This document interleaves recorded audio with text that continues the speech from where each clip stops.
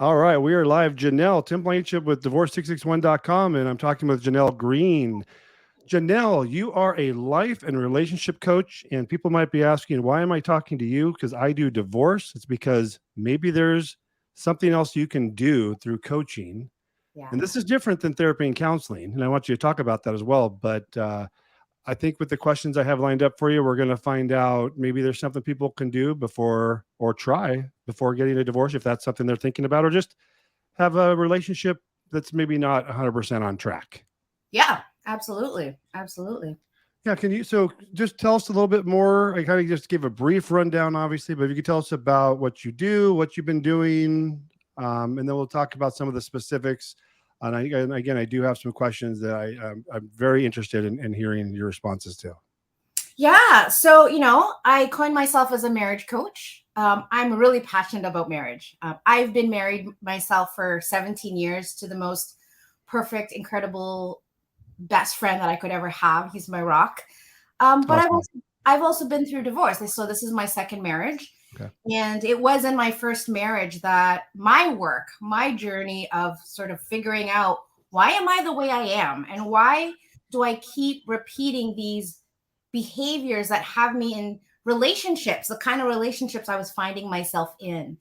And so, now I work with clients all over the world. Um, and most of my clients come to me, kind of like you were saying, who have maybe tried therapy and it has not gone well at all. Yeah.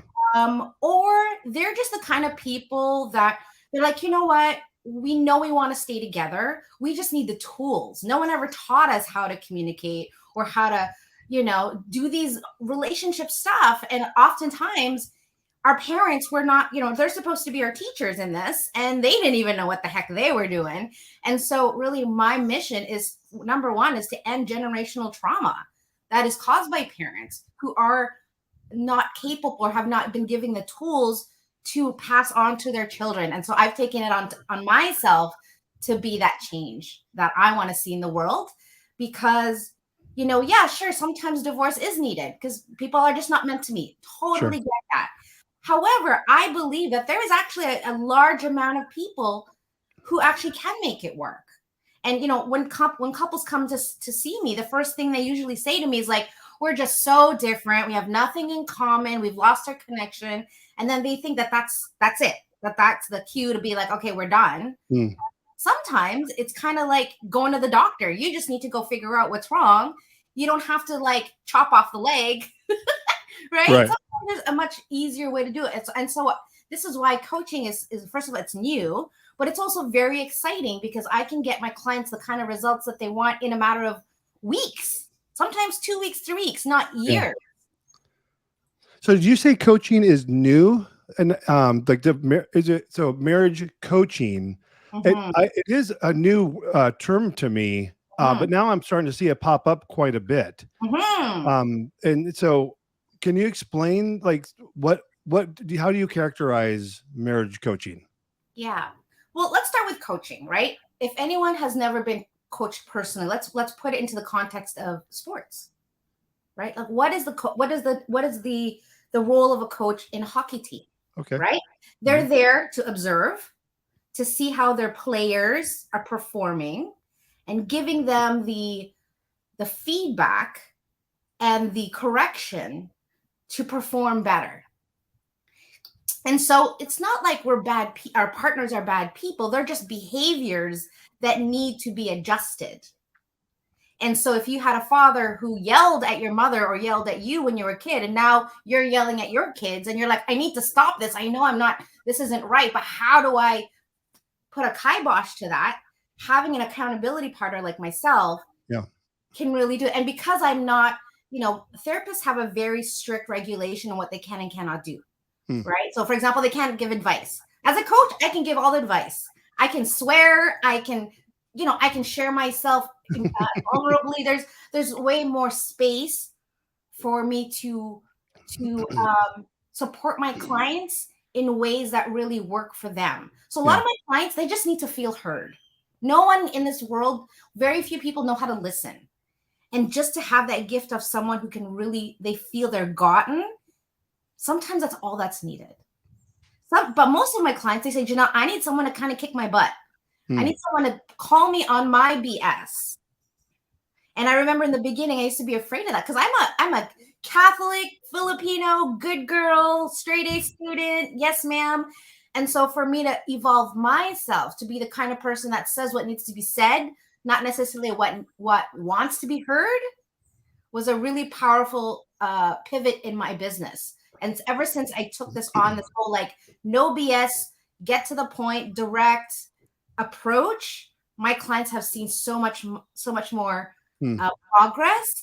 And for me as a person and what I'm committed to, which is a stand for love for people, even when they're being jerks, Yeah. Yeah. really works. And that's why I'm really excited about what I'm building and how I'm helping people. Gotcha.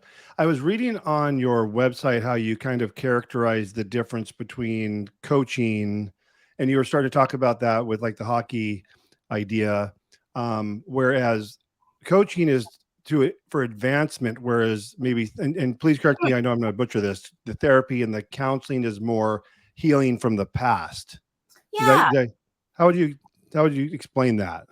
Yeah. And I work with very specific kind of people. Okay. I don't work with everyone who just says, Jeanell, we need help. When I listen to them, I listen to them in a very specific way. I'm listening as, are they here because they just want to vent and complain? And there hasn't been any communication and they just want to go at it. They just need a safe space to go at it. That's not me, first of all. But if they say, you know what, Jeanell, we are just so done playing the blame game. We, like you said, we're amicable, or maybe not. Maybe we're just not talking anymore. But Yeah. we know that we really want to give this a fair shot. We have kids, we have property, we don't want to spend that money. Like, and you know what? We love and respect each other at the end of the day. And so if there's any hope, we would like to know what that is. And so those are my people. And they're the people that are ready to do the work. That's the key. Are they ready to change? Are they willing to look at themselves? If they're not, if they're just like, you know what, we just want to hash things out, then a therapist, counselor is great for that. But when they're done that piece, when they're like, okay, I've said all I needed to say, now what? How do we move forward in a way that is distinct from the past? That is where I come in. And what I think the magic of it is two things. Number one is I give them homework. It's not just come in and let's just talk about insight. Like, let's do work. That's the first thing. And the second thing I do is I make them look at themselves first, not the relationship. I say, leave the relationship alone. Let's look at you first. Yeah. And start to dig under there. Then we start to find, oh, maybe this is less about my relationship and more about me and stuff I haven't healed. And so again, when we can get responsible about where we've been, not from a place of fault. Responsibility is not about fault. It's just like, yeah, I did that. My life is the way it is because of me. From a very discerning standpoint, now you have power to cause change. But if you're trying to change from a place of guilt, fear, self-loathing, you're not going to change. Yeah. So that's really what I help my clients to do, is I really help them with their mind to get. When you're talking, I can't tell you, I've been doing this going on 11 years. I can't tell you how many times people, when they call, they say they're amicable. They're talking. Many times I'm on the phone with both of them and everything would appear to be fine. And other times they will literally say, not that I ask people why they're getting divorced, but they'll say, I really don't know why I'm wanting the divorce. Like, it's not a reason, right? Infidelity or one of those that people, would indicate on, but they'll say something like, I think we've just grown apart, something like that. But they're taking the steps for divorce. And I'll always bring up, have you guys tried, before I knew about the coaching, talk about therapy and counseling, and maybe those have negative, people feel negatively about that. Maybe the coaching, that sounds like a better plan to me, where appropriate, as you explained. But if we could save a few marriages here and there, because I'm the first person to say, don't file for divorce if you're not 100% certain. And they try to take steps, because we're not getting the egregious cases where they're trying to kill each other and hide assets and all that. They're very friendly, but many times they'll say, yeah, we don't really know why we're getting divorced, we've just grown apart. Yeah. Do Is that kind of part of what you see, or is that part of what you're talking about as far as finding out and like reconnecting them and say, hey, obviously this worked for a time? Because we're talking about, 15, 20, 25-year marriages that are ending. Absolutely. Grown apart is definitely, yeah, 99% of the time, maybe even 100% of the time, that is what is said. Really? Absolutely. Yeah. Really? And I And think that, they can't just nail it what it is exactly. It's just, well, and this is the beauty about having a third person, right? They can see, you can't see what's around you. You can't see what's in your blind spot, but I can. And I would say the three most common ones I run into, like if we really do the digging, yeah. number one, they have no quality time. They have kids, they have work, they clean their house, and all it is about their environment, and they have not done the work to continue the connection. And they're both so stressed out that they don't even realize that the other person is exactly where they're at. And we start to feel like we're separated, when Yeah. really what my couples will discover quickly is that they actually want the same things. They just haven't been communicating it, and they've been so stressed out, and they're taking out on each other rather than being like, hey, it is hella stressful right now. You and I need to come together even tighter. Like, this needs to be team effort, because we cannot take on these 4 kids on our own. Yeah. And so I really give them structures to really, first of all, identify like what's really going on. And a lot of times they're like, you know what? I feel lonely. I don't feel supported. I don't feel attractive anymore because we haven't had sex in 3 months. Yeah. And she thinks it's her body. She thinks it's because she gained 10 pounds. But when I talk to the guy's like, no, I love her. I'm attracted to her, but she doesn't love herself. And every time I try to like make moves on her, she has an excuse. So it's always this like cross wire, Yeah. And we don't have a lot of us don't have the tools to really sit down and have these frank and awkward conversations. But when you have a third party to be like doing the digging, it doesn't feel so weird, right? And I like how maybe it's just your personality as well, but I think sitting in a room that's called therapy would feel accusatory, whereas I'm getting just from how you're talking and how things you would come up that they feel like you're just bringing them up as for them to self-identify without pointing the finger at someone. So then you say, "Oh gosh, that was what I was." That was a very interesting little back and forth you had there, as far as she thought it was because she gained weight. He thought it wasn't that, and I mean the same result was happening, but it was up for 2 different reasons. Like you said, the wires got crossed. Yeah. Right. And that's why, again, communication is so important. But again, most of us, we were never taught, especially in our school system, how to listen, to connect, how to listen, to empathize, how to listen, to understand. We were taught to listen, to defend, to justify, to judge, to dominate, to win. Right. And so, of course, how can we create connection and like this feeling of intimacy when we're either trying to fix each other or we're trying to make each other wrong? Yeah. Or going, you're not good enough, or you're not doing that right. And then the other person goes, well, now I feel like a bad partner. And then now I'm going to pull away from you because I feel like I'm not good enough. And then now you're wondering why I'm showing up differently. If I don't communicate that to you, that, hey, when you said that thing, it really made me feel like you don't appreciate me. And to actually have that other person hear it, like, really, rather than, well, and then now it's like, now we're in breakdown. And it kind of is a downward spiral at that point, because they're each indicating and behaving based on how the other person responded to them, and it just keeps going down, right? Yeah. Yeah, and it's like this tennis game. Well, you did this. Well, I did that because you did that. Well, I did that because you did, and then it never ends. And so, in my sessions, the first question, you were talking about the difference with coaching stuff. Yeah. There's no morality in coaching. There's no good, bad, right, wrong. I don't play that. And, and this is why when people ask me, like, do you only coach Christians or faith-based people? I said, I mean, that's my comfort because I am faith-based, but because I coach not from a morality standpoint, but really, what do you want at the end of the day? This is my question, Tim. The end of the day, what do you want? Okay. This is your end goal. This is where we are. First of all, you need to get clear about what it is you want. Is it you want a happy family? Is it you want to grow old with someone who you love? Is it you want passion and sex 4 days a week? What is that? And then as your coach, I'm going to help you deal with everything that gets in the way of that. So we're running towards something rather than running away from something, because that's the problem is when people talk about being tired, like, oh, I'm so tired of this. It's because there's so much energy put into the resistance of what is so, rather than dealing with what is so. Yeah. Because we don't have the tools. Again, back to the tools. So once you have the tools, you're like, okay, now I know how to deal with the situation.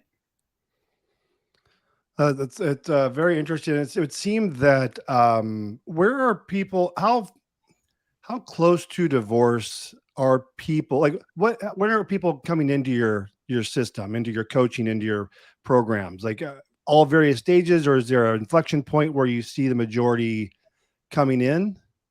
Yeah, pretty close to divorce. I actually have a couple referral partners, I guess, that are divorce coaches. So I get a lot of that. I enjoy that.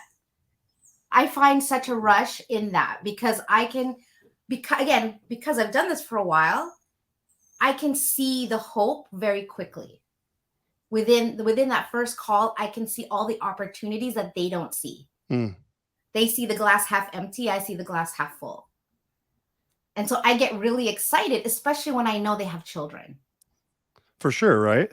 Right. Because here's the thing. At the end of the day, even if you guys get divorced, whatever issues were going on between you guys and you decide to pack up and leave and move somewhere else and maybe even get into a new relationship, chances are whatever came up there is going to show up in this new relationship.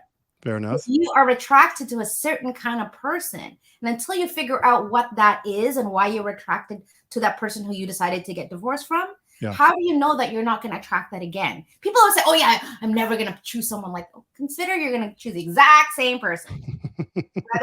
So you got to figure that out, like energetically, what is up with me that I need to, so that I don't repeat the same thing that I just did. And that's why people get married 3, 4, 5 times. Yeah. They think the problem is out there when they have to go actually inwards and figure that out first. So interesting. There's a couple of questions I wanted to, with the idea of, in doing this entire video, is to give people maybe going through this a starting point. So I pulled some things right off of your website that I'm not aware of, that I'm very interested in asking you. I'm just going to kind of go down the list as we go and just see where we go from there. Sure. But there's this word, marriage mindset, and in your website you say the importance of marriage mindset. Can you explain what that is? Yeah. Well, let's talk about mindset first, right? Okay.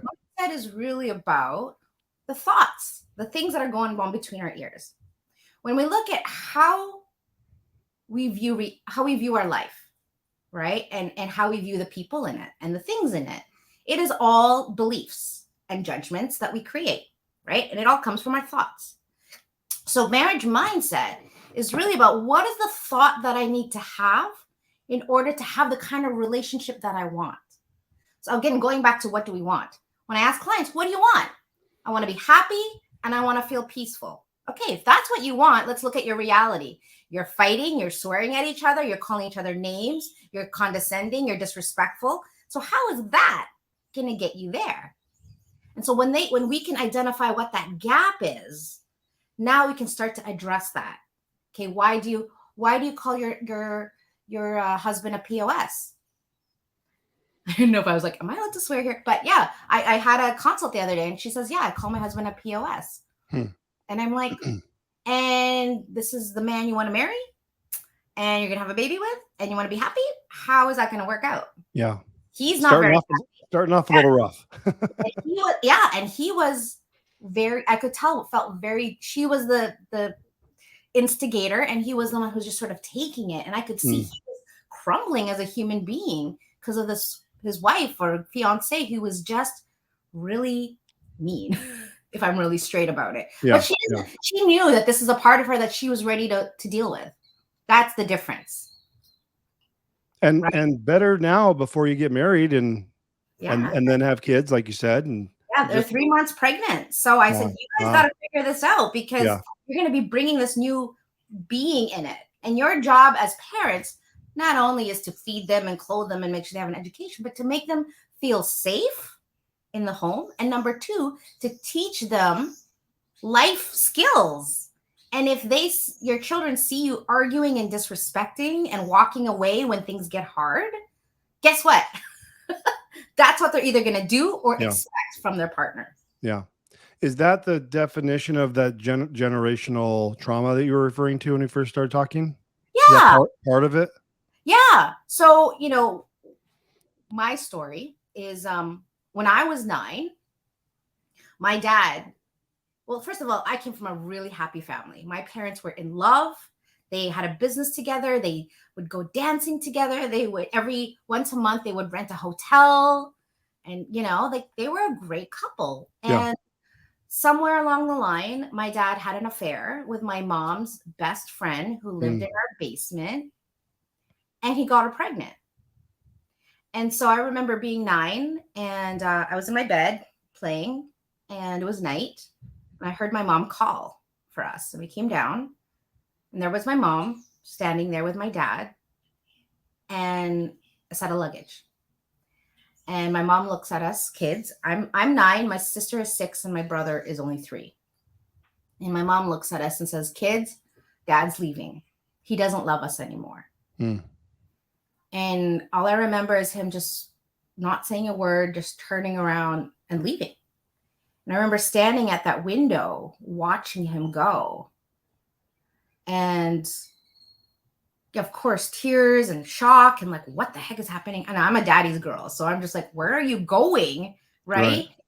And so fast forward, here I am, going through my divorce. I decided to put myself in this 3-day like self-development, like blow your mind course called Landmark. And I realized like, oh, all the stuff that I was dealing with in my marriage and all the relationships that have gone previous all started. There I am at 9 years old. Oh, interesting. And the decision I made standing there at 9, which I didn't see until I was in my 30s or 20s at least, was number 1, I'm unlovable. This is a 9-year-old, right? Dad's leaving. I must be unlovable. Number 2, everybody I love will leave me. I mean, my dad left me. And number 3, I can't trust people. So look, now that I had opened my eyes to this awakening of, oh, this is who I am, or this is what's been running in the background and I didn't even realize it. Now I could see so much clearly. It's okay. So now I could actually do the work. But that was the moment that I realized that it wasn't them, it was me. And so after I did my course, I went to my ex-husband, or my husband at the time. And I just said to him, you know what? I am so sorry for the way I treated you.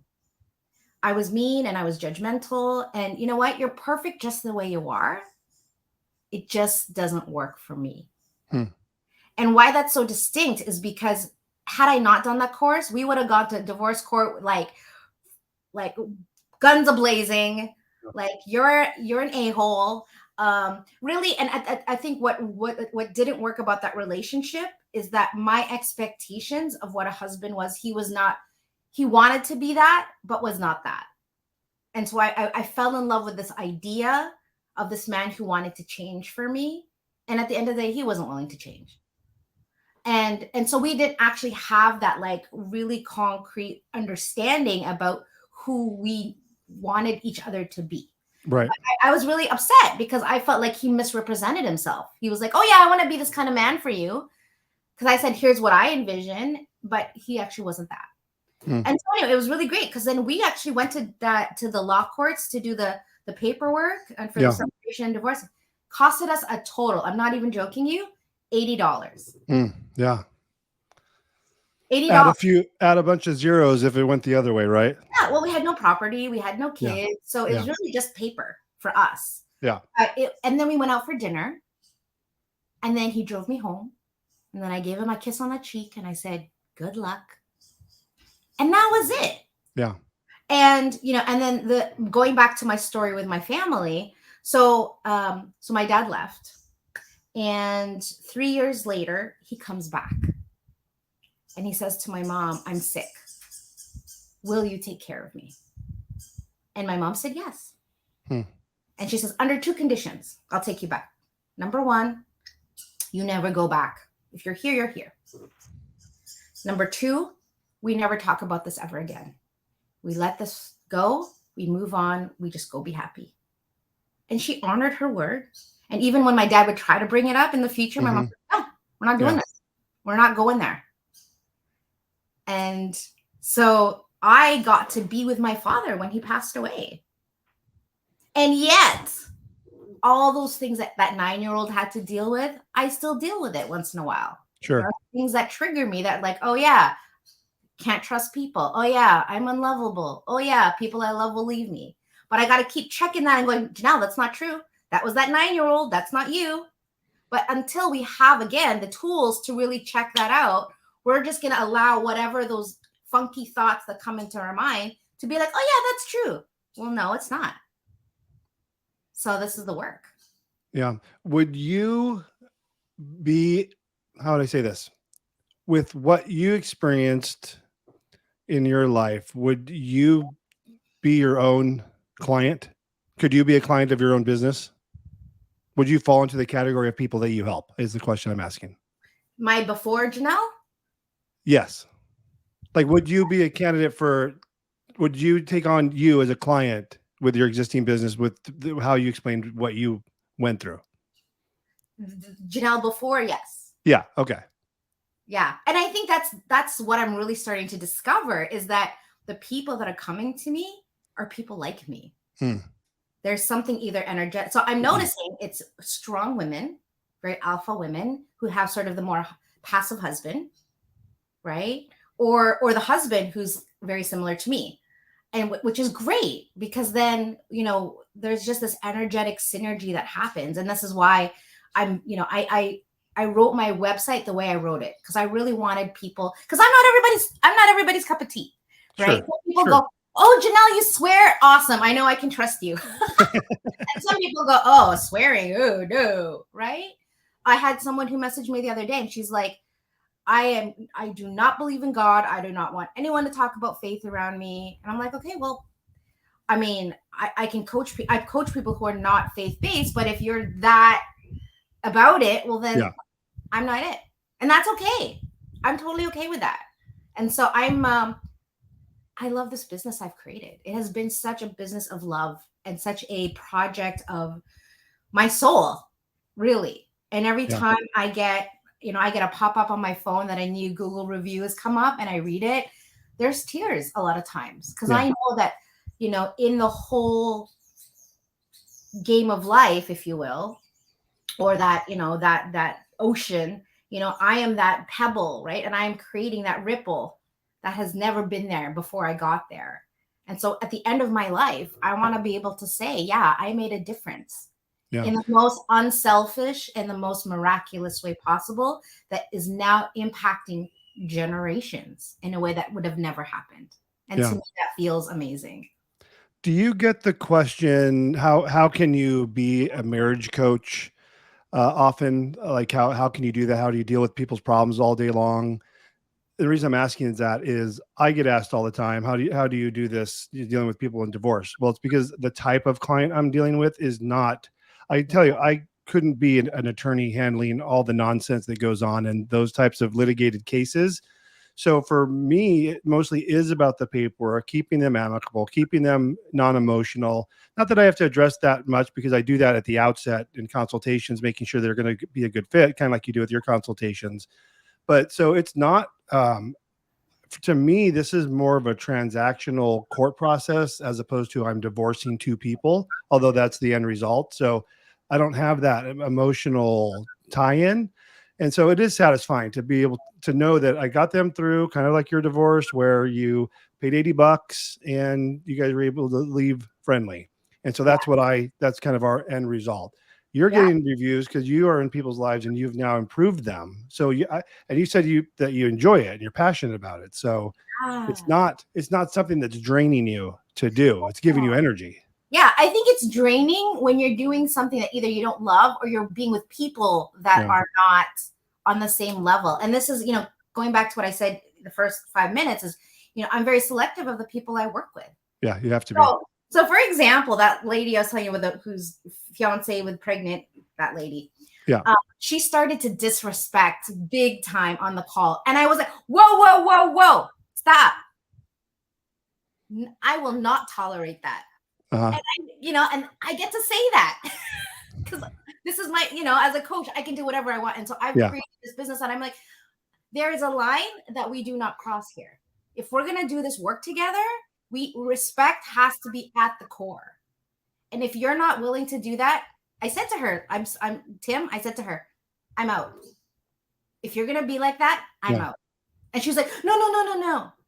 So people, when they come to work with me, they know I'm a no bullshit person. And this is what you're going to get. And if you're not ready for that, if that's too much for you, if you want more like sugar coaty, more of that empath sort of thing, that's not me. But if you're ready to change your life, you're ready to change your being so that you can be happy and be the kind of role model for your children that you want to be, now we're talking. Yeah. I want to go back to something you said. You mentioned that you have clients where the wife maybe have a power role of sorts and and then a more passive husband. It sounds like that happens quite a bit. Yeah. Can you explain to me the issues in that dynamic that causes them to reach out to you? And part two of that question is that similar to, I don't want to call it an older family framework, but where the traditional mom stays home with the kids and dad goes and work, or vice versa, stay-at-home parent, which, that's how I grew up. But now that doesn't seem to be the norm. Can you talk about that? Yeah, there's so many things you said there. I know. I'm sorry. No. I just had to write it down so I can hit all of those things. I should write it down too, because I asked them in sequence because I didn't want to forget. Yeah. I totally got it. So I think at the end of the day, it's about control. These women, like you said, the roles are changing, right? Yeah. Women are working full time, plus they have the kids, plus they're running the house.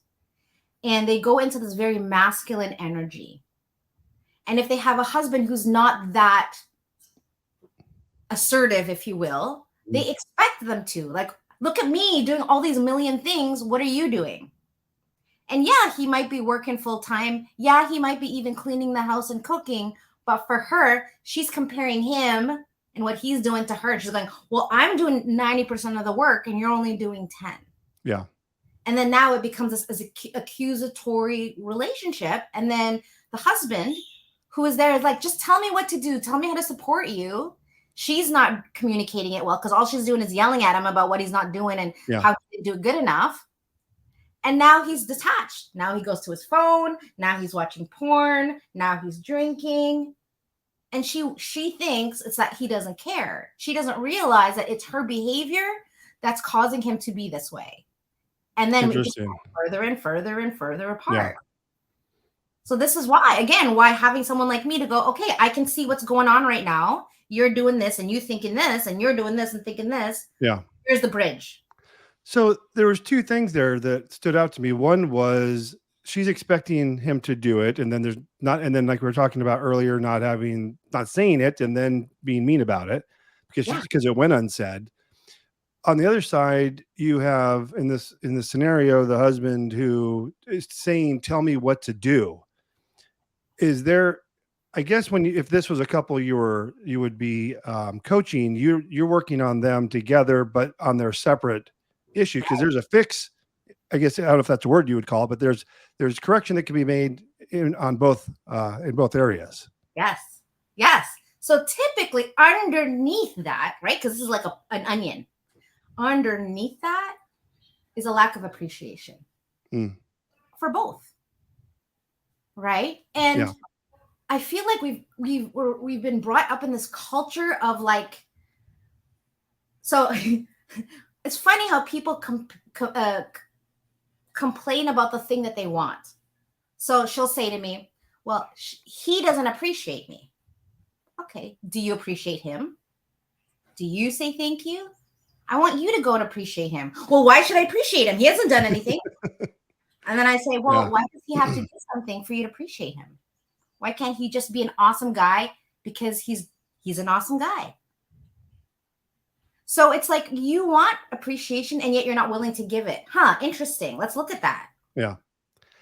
Right? And that It's was because they thought they were already doing too much to begin with, right? yeah. That's what you're But saying? here's the thing, as humans, we love to be validated.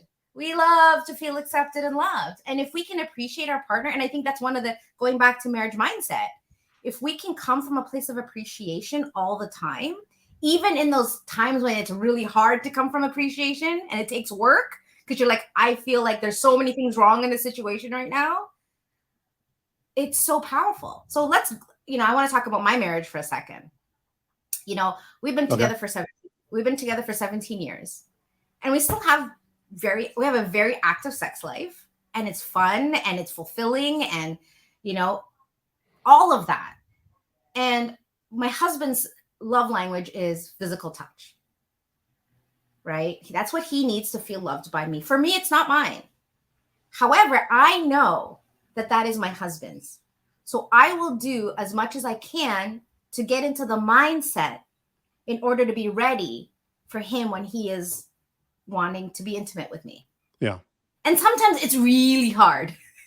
Sometimes I'm like, I am so tired, or I had a bad day, or whatever's going on with me. Sure. But because I love my husband so much, and I know that our love language is tied to our feelings of rejection. So I have to be very careful to say, when I do say no to the thing that he is asking love from me. And so, yeah, I would say 97% of the time, I try to be a yes to him. Mm-hmm. Because I want him, first of all, I need to remind myself that I appreciate this man so much. And this is my opportunity to show him in a way that makes a difference for him. Yeah. And when I feed his love, I feed his love tank, man, he's going to come back to fill my love tank 10 times. My husband is the most amazing cook. He's supportive. We never fight about money. He's just the biggest cheerleader, and just he's my everything. Yeah. And I know that he is the way he is with me because I am the way I am with him. Interesting. So it's that taking responsibility first. Like I think we first started talking about that before you go out and blame the others. It seems such a simple correction if there's that responsibility on both parties. And that sounds like that's kind of when you do your consultations, and you said you can see what's going on and that they're very much like you, or like you were, right? That you can identify what you need to target. Like probably like me, I feel like I'm in the matrix when it comes to being able to get cases through the court, because it can be tricky. And your brain is probably doing the same thing as they're talking. Like, I already know what I'm going to do and say, right? Yeah. Well, here's the thing, Tim. People, I've been doing this for a while now, and I know I'm on the right track when every single client says to me, "Oh my God, Jeanell, you nailed it. It's like you know me," or "Oh my God, you just said what my husband has been trying to say to me all this time, and I just haven't been able to hear it. But the way you said it, I heard it." And so they think I'm psychic. But here's the truth. The truth is we're not that different. We all want to be loved. We all want to be accepted, right? We all want to feel like we belong. We don't want to be rejected. We fear failure. We all want to feel wanted and needed. At the end of the day, that is the core. And we have stuff that we don't even realize that is in the background running, that is pulling us away from what it is that we truly, truly want in life. Right? The triggers, the emotions, the fears, all that. So that's what we address. We really look at those things instead of trying to run away and hide it and sweep it under the rug. I say, no. Let's clean house. Let's pull everything up. Let's deal with it all. Let's clean it all away so that we can build this beautiful house that is clean and not tainted with that stench of old mustiness from your past. So fascinating. I told you before we start talking that we'd probably just get right through my questions without me, because I'm reading my questions. I'm like, oh, we covered that. We covered that. I think one thing we didn't talk about is kind of deciding whether it'd be coaching or a divorce, let's say. And so the one question I had is, how would someone know if there's hope in their marriage? Is there always hope? Or I guess the opposite question is, how do you know if there's no hope? Yeah, that's a really great question. Honestly, from where I'm standing, if you think there's hope, there's hope. If you don't think there's hope, there's nothing I can do. Right? If you've Yeah. closed that, and this is what I say to my clients, you got to just be willing to do a reset, willing to forgive. You don't need to know the how. You just got to be willing. That's the number one place. If you can get there, that's like half the battle. But if you have it in your mind and you tell yourself every single day, this is never going to work out. This is never going to work out. He's not the one. There's nothing we can do or say that is ever going to give you the happy life that you want until you get rid of those icky thoughts. Is it always like in the example we had with the power woman and the gentleman that, more passive? Is it always that there's something to fix? And I don't think that I'm using the right word by saying fix, but to correct or improve. I think that'd be a better word. Is it always both, or is it sometimes just one of them? I would say 90% of the time it is both. I think I've only met maybe one couple where it was like clearly the woman that she had dealt with. She was kicked out of her home when she was 16. She was she's half African American, and she's African American and white Caucasian. So she had a baby with a Caucasian gentleman. And when the baby came out, one of the friends of the husband made a comment. And the comment was, your baby looks dark, right? Sometimes the baby looks dark when they come out. Sure. He didn't think anything of it. He was like, yeah, my baby's dark. Okay, whatever. Right. But to the wife who has gone through all this trauma in her life, heard, oh, he didn't defend us. He doesn't care. He's not a protector. He should have said something. He should have defended us, but he's spineless. All from this one comment. Wow. And so I'm trying to get her to see, like, and all she said, the only thing back she said to me was, oh, so I'm the problem. I'm like, really? That's all you heard in this whole conversation, is that you're the problem? And I said to her, sure, you can see it that way. Or how about looking at it like you're the solution? You are at the center of all this. You get to say how this goes. And if this and they had a kid. Yeah. So you get to say if this family stays together or not. Right. But most of the time, yeah, both of them have at least a little bit, right? Yeah, and sometimes if the guy's, the guy hasn't done anything wrong, but maybe he's just always on his phone. Maybe he doesn't feel confident about making a sexual advancement. It could be something like a small tweak like that. Yeah. But yeah, it's usually two people coming together. Makes sense. Because if one is, in the examples we've had, they're going to cause the other to feel a certain way, and then they're going to start behaving just by default. That's right. To have that. Yeah. I just had a question I wanted to ask you. People getting into relationships, like, there's no bad time to get into like help from you. Like, when would someone first reach out to you? And I'm thinking as I'm asking the question, meaning it almost seems like to say I want to get divorced may be a simpler issue to resolve than doing coaching.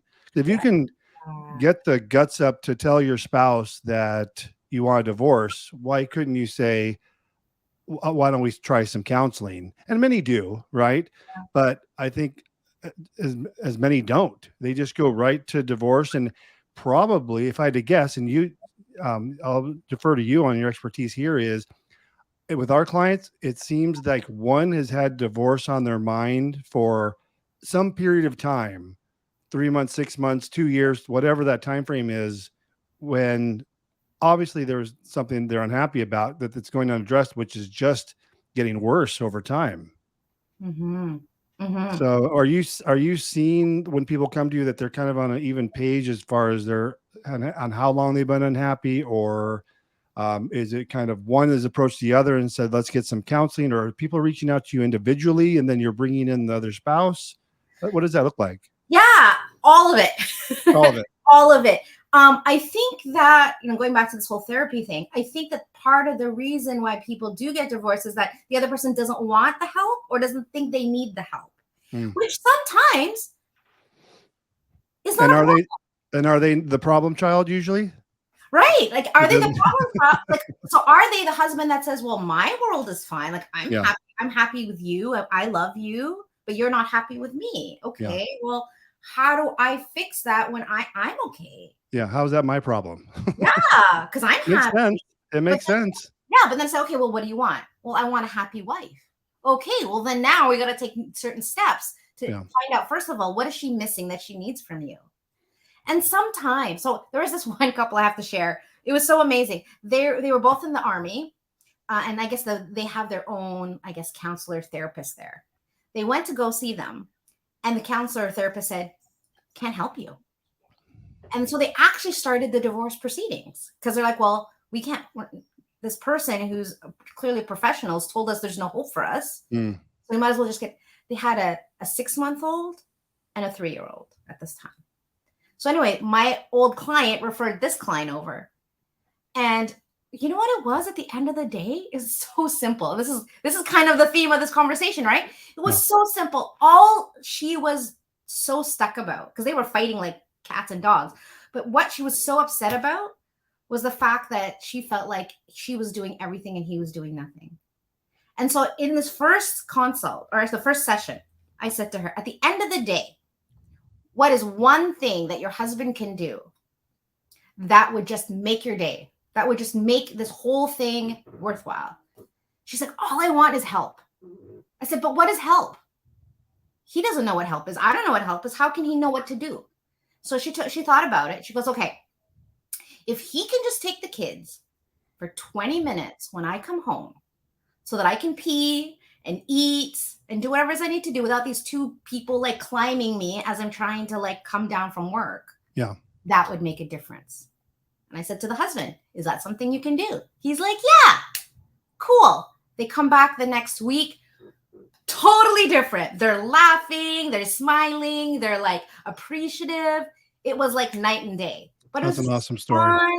One thing, but she couldn't communicate it in a way that he could hear it.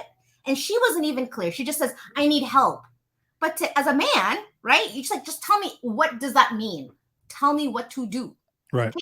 Take the kid, let me pee, hold on to them, feed them, whatever. Now he knows, okay, I know what's expected of me. And I think that's the next thing I want to talk about is expectation.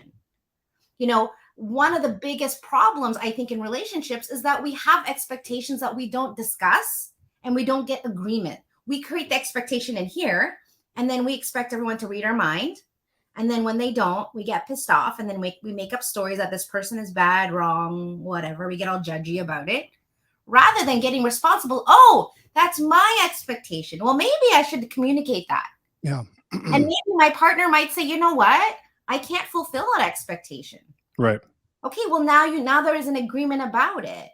But I feel like that's so much of what couples deal with is this dynamic around managing their own standards and putting it on other people, and then using that as an excuse or justification for killing the intimacy when the person doesn't act the way they expect.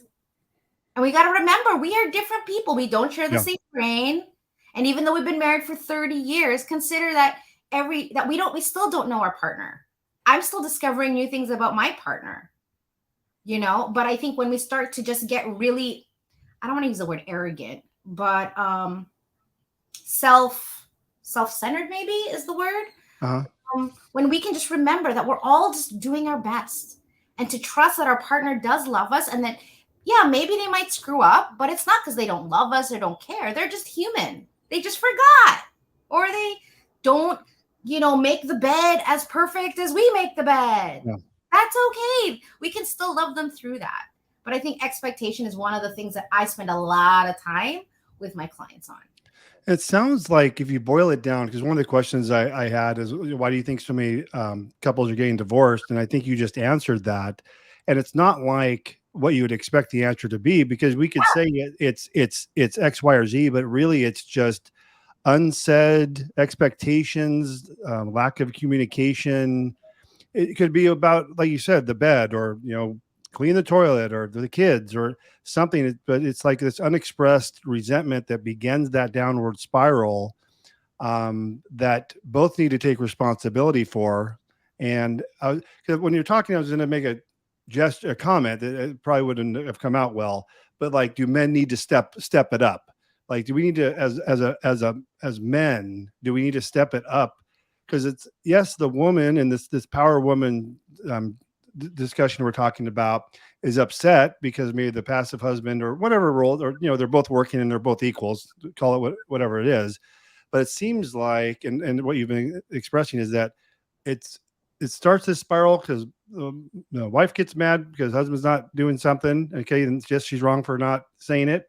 But at the same time, why does that have to happen? Why can't we just step it up, for lack of a better word? And I'll speak for myself too, because I'm not perfect husband. Obviously, nobody is, but I will, trying to be more cognizant and aware. I think, like, self-awareness of, like, oh, my wife just made the bed and, did all these things and fold laundry. And I'm like, when's the last time I did a load of laundry? I think we just need to be a little bit more self-aware.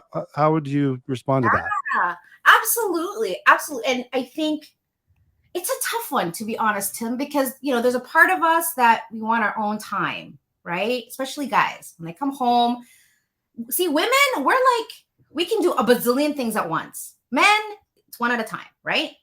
And, one thing I've learned is that when men come home from work, they don't want to go right into like kid duty. They need that sort of like 10, 20 minutes just to like calm down, shift gears, right? But if a woman doesn't understand that, if she has an expectation that, well, I've been with the kids all day, you need to take them right now. And he's like, right? And now he's stressed, she's stressed. She doesn't like the way he's parenting, or he's on his phone, right? There's all of these dynamics. But I think it's like, how do you, first of all, creating, like, what is that expectation? Okay, when I come home, this is what's going to happen. Who's going to put the kids to bed, right? It's funny because sometimes when people ask me, what is the one piece of advice you can give me about marriage? You are psychic. That was my next question. A lot of times I say, have no expectation. And they're like, well, what do you mean? But like, when I look at my marriage, sure, there are things that my husband does in the house that I know he does. For example, coffee. That is his, for 17 years, he makes the coffee. However, I never expect it, because every time I see the coffee, I am delighted. Oh, thanks for the coffee. Thank you. But if I expect it, and I haven't actually communicated to him, babe, I expect coffee to be there every single day. And if it's not, all hell's going to break loose, right? I didn't create that. Yeah. But every time I get the coffee, I am so appreciative of it, because he didn't have to do it. And so I feel like when there's expectation, it always causes this sort of level of pressure for everyone that they have to meet every time, and they have to be a certain way. Yeah. And yes, sometimes there is no coffee, but it's okay because I don't expect it. Yeah. I think knowing how to support your partner. And for women, I think it's being able to speak in a loving and respectful way. Because what women do is we nag. You haven't done this. You didn't do this good enough. And for men, what I want to offer is consider that under every complaint is a desire. But what we hear is the complaint. And so here we are resisting the complaint rather than going, okay, what is she really saying to me? Oh, she's saying to me that she really loves me and she misses me and she's lonely. But what she says is, you're always on your phone. You never spend time with me. All you care about is your friends. So we have to be able, again, if we love and trust each other, we can actually hear that. But if there's anything in between us that we haven't cleaned up, that's going to feed more of those stories that, oh, I'm not good enough. Yeah. I'm not loved. That's why, again, the mindset stuff is so important. Yeah. Because if I didn't clean up my thing, where my brain would have gone like, oh, you don't love me. I can't trust you. You're going to probably leave me anyway. So I'm just going to go over here and prepare, because I know this is going to head for divorce. So I'm going to protect myself. I'm going to protect my finances. I'm going to protect my heart. And I'm going to go into survival mode because you're no longer safe. And I don't trust you. What triggers that off the cliff kind of mentality when that's where it'll finally hit if it keeps going down this road? Yeah, I mean, it can happen for so many reasons, right? It could be like this woman that I told you with the baby. For her, Yeah. it was this one thing that reminded her of those abandonment issues of Mm. her mom. That's all it took. That one little, and to me, I'm like, that's it. That's what's going to end this marriage. Is that? Yeah. Yeah. Because when I went and did the research, I'm like, okay, what else is going on in your marriage? There was nothing else. It was just this one thing Mm. that perpetuated the 2 years of misery. Yeah. Well, I tell you, Jeanell, I think we talked about a lot of things that would be very helpful. If someone were to watch this video, I can be confident that we would at least shed some light on and maybe some self-reflection from both spouses of something that they can do, tools they can use to maybe save their marriage. If we could save one marriage with this video, I think we did some justice. Do you have anything else you wanted to add, or in closing, let anyone watching this how to get a hold of you, how you could be referred to, how to initiate, how to reach out to you? Yeah, two things. If I were to leave you guys with sort of a last message, consider that all of the challenges of our life, and this is not just about marriage, this is life. Consider that every challenge is an opportunity. Every struggle is a gift. And if we can look at these things and go, okay, what is it that I need to learn about myself in this moment?